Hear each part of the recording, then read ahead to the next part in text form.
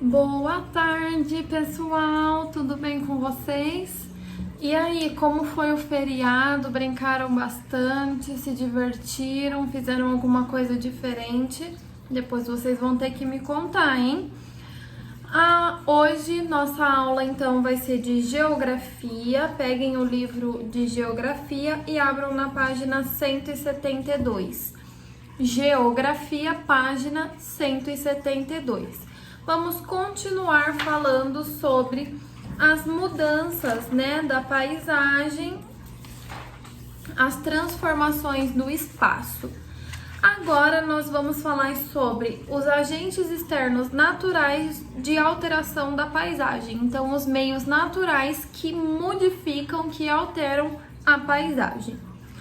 Nas páginas anteriores, vimos diversos fatores naturais que podem modelar paisagens. Então, nós vimos que a água pode mudar uma paisagem a longo prazo, o vento também pode mudar uma paisagem a longo prazo. E esses agentes são chamados como agentes externos naturais, porque eles pertencem à natureza. Então, agentes externos naturais pertencem à natureza. Por que agentes externos? Porque o externo é uma coisa que está para fora, modificando outra, tá? Então, um agente externo nós temos como agente externo a água dos mares ou dos rios, o período de seca, que é o período onde não chove, onde a vegetação pode queimar, pode sofrer por falta de chuva, o vento, o frio, o calor, entre outros agentes, cada um deles agindo de uma forma específica, atuando de uma forma específica e diferente na nossa paisagem.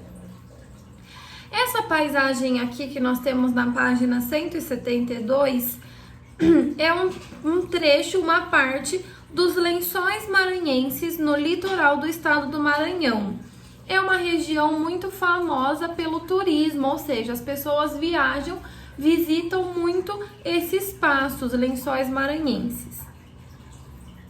É um ponto turístico. Esses grandes montes de areia são chamados de dunas.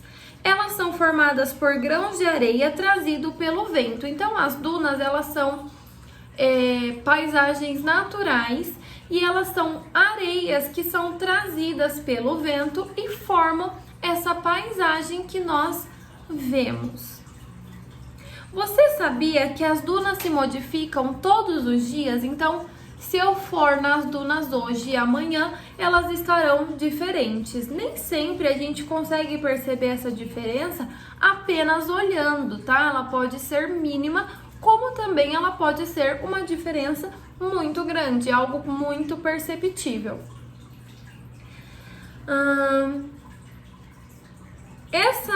Essa mudança das dunas, elas não acontecem apenas por conta do vento, mas por conta do turismo, das pessoas que frequentam, que visitam esse lugar, por conta dos jipes, porque lá eles fazem passeios nessas dunas. Então, tudo isso influencia na mudança dessa paisagem. Página 173. A ação das águas. Então, vamos ver um pouquinho como funciona a ação da água como agente transformador. Dentre os fatores naturais externos que transformam a paisagem, a água é o agente mais frequente no território brasileiro. Observe essas imagens de um lugar do Pantanal brasileiro em diferentes épocas do ano.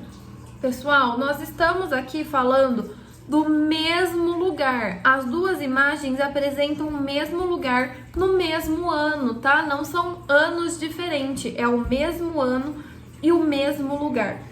Só que o que acontece? São em épocas do ano diferentes. Uma é no início do ano e a outra é mais do meio para o fim do ano, tá? Essas imagens são do Pantanal Mato Grossense em períodos diferentes. A primeira é de setembro e a segunda é de fevereiro, tá? O que diferencia uma imagem da outra? Então, quais são as diferenças que você vê na primeira imagem e na segunda? Essas fotografias retratam o mesmo local. Você diria que elas representam a mesma paisagem? Se é o mesmo local, é a mesma paisagem? O local é o mesmo, mas a paisagem é diferente, né? A paisagem muda de uma imagem para outra, vocês concordam? Ou a paisagem, o que está sendo visto é igual? O lugar é o mesmo, mas a paisagem mudou, né? Ela sofreu uma mudança aí. Página 174. O Pantanal, ele é localizado no centro-oeste do nosso país, na região aqui, ó, do Mato Grosso, de Goiás e do Mato Grosso do Sul. Então, olhem aí, de verdinho, aonde é o Pantanal. O Pantanal, ele é uma paisagem que sofre forte influência da ação das águas. Em determinadas épocas do ano, nos meses do verão, há muita chuva que aumenta o nível de água dos rios, inundando os campos, matas e propriedades. Porém, no período de seca, que é no inverno, onde chove muito pouco, as águas do rio baixam e alguns lagos ou algumas lagoas chegam a secar, como nós vimos na imagem anterior, elas chegam a ficar quase sem nada de água.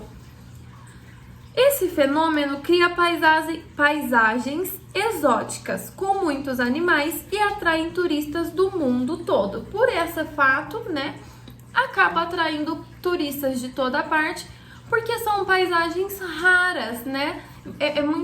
Não são em todos os lugares do mundo que isso acontece.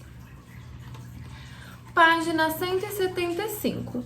Leia este trecho e conheça um pouco mais sobre o Pantanal. Ciclo das águas garante riqueza ambiental. Todo ano repete-se o ciclo das inundações no Pantanal, proporcionando a renovação da fauna e da flora. O equilíbrio ecológico do bioma depende do movimento constante de subir e baixar nas águas.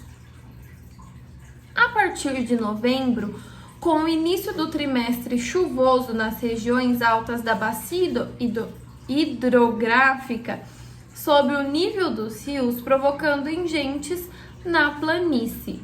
Em maio, as chuvas param e as águas começam a baixar lentamente. Nos terrenos alagados, formam-se inúmeros corichos, que são canais de água que ligam os lagos, as lagoas com os rios. Então, forma aquele canalzinho assim mais estreitinho de água. E grande quantidade de peixes ficam retidas em lagoas e baías. A abundância atrai muitas aves em busca de alimento, formando um belo espetáculo. É esse movimento que garante a manutenção das espécies e torna o Pantanal um lugar especial, único, mas também frágil. Qualquer alteração nesse ciclo pode comprometer toda a sua rica biodiversidade, todas as diferenças que existem no Pantanal, todas as coisas únicas que existem no Pantanal. Exercício 2. Em que época do ano ocorrem cheias e secas no Pantanal? Então, procurem aqui no texto as épocas do ano que acontecem as cheias e as secas no Pantanal. Exercício 3. Explique com suas próprias palavras por que a alternância entre períodos de chuva e de seca é importante para o Pantanal. Então, por que é importante esse processo de cheia e seca, cheia e seca? O que mantém o Pantanal vivo? Por que esse processo mantém o Pantanal vivo, né? Vamos lá para a página 176 e 177. Então, nós vamos conversar um pouquinho sobre a chuva em abundância ou em escassez. A abundância é muito, quando chove muito. E escassez é quando quase não chove, então são os opostos. A abundância é muita coisa e escassez é quase nada. Paisagens naturais. Tanto os períodos de seca como os de chuva modificam as paisagens. A abundância de chuva ou sua escassez provoca a formação distinta de distintas paisagens naturais. Em regiões úmidas, há geralmente mais cobertura vegetal, mais mata verde e mais rios volumosos, como a primeira imagem que nós temos aí, onde chove muito. Então tem mais área verde, os rios são mais cheios, a mata ela cobre mais, ela se entrelaça mais. Em regiões com pouca umidade, a vegetação é mais seca e menos verde. Os rios são poucos e às vezes completamente ausentes, como acontecem nos desertos. Então, é o caso da segunda imagem que nós temos aqui, onde quase não chove. Então, o tipo de árvore, o tipo de vegetação de um lugar onde chove muito e de um lugar onde não chove são completamente diferentes, tá? E pode ser que em desertos, né, em locais muito secos, possa até mesmo não existir um rio ou uma água para suprir essa necessidade que tem, né? Porém, as plantas se adaptam, tá, gente? Então, o tipo de planta que tem no cerrado não viveria num lugar onde chove muito. Da mesma forma como uma planta de um lugar onde chove muito não viveria em um lugar seco. Cada planta sobrevive no lugar onde ela vive, tá? Ela é própria para viver naquele lugar. Turminha, vai encerrar nossa primeira aula, tá? Deu um tempo bom aqui. A tia já chama vocês de novo para a segunda aula. Já volto aqui com a nossa segunda aula.